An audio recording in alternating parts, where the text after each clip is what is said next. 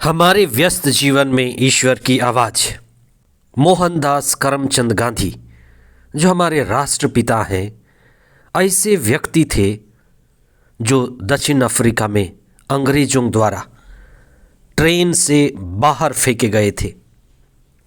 Train से वे platform में गिरे, वे मुंह के बल गिरे और जब वे गिरकर उठे तब उनमें महात्मा का बीज जग चुका था।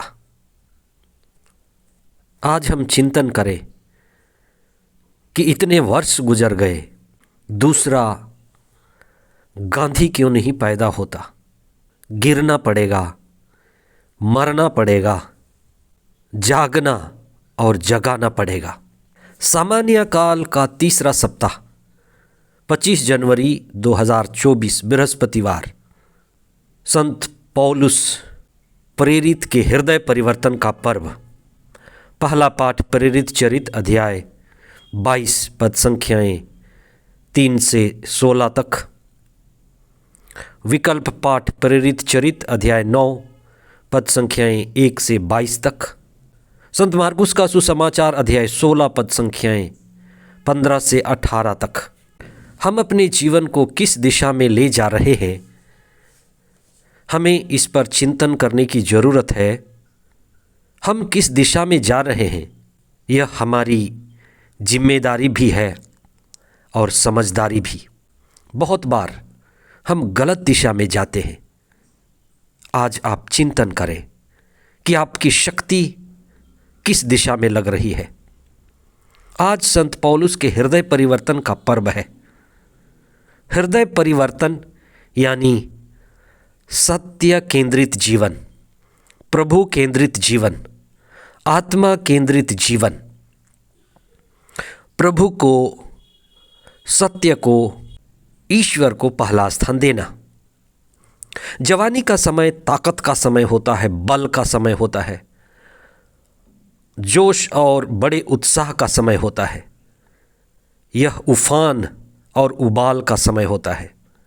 जैसी पहाड़ी नदियाँ बहती हैं उफान मारते हुए, आवाज़ करते हुए, वैसे ही कई लोगों की जवानी बाहुबल से संपन्न है, धन बल से संपन्न है, ज्ञान बल से संपन्न है, सौंदर्य बल से संपन्न होता है और वे ऊर्जा से भरे होते हैं।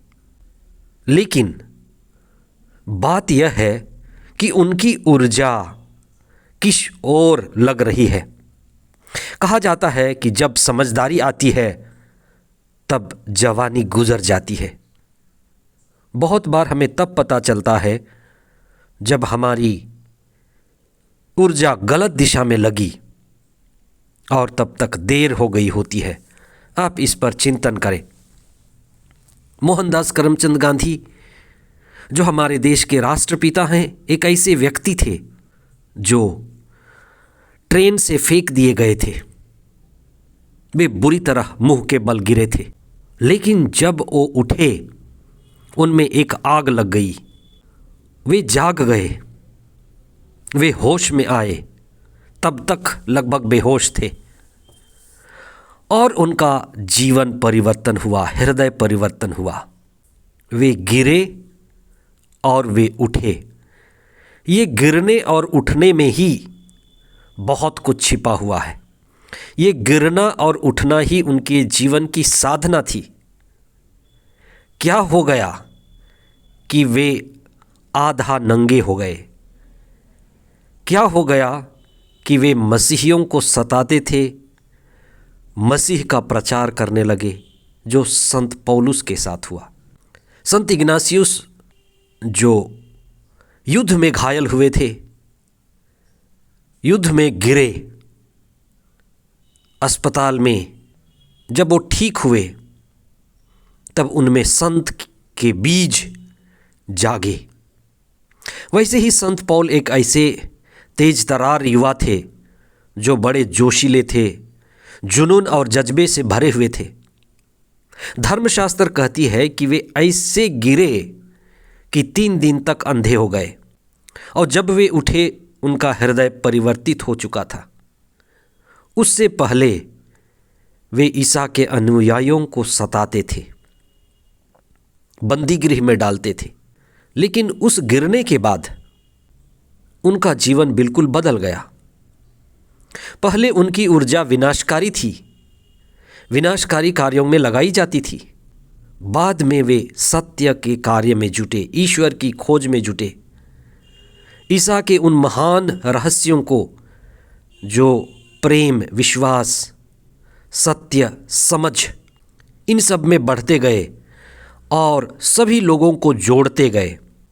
आज कितना विभाजन है, लोगों के बीच विभाजन, परिवार में विभाजन, संस्थाओं में विभाजन, धर्मों में भी विभाजन।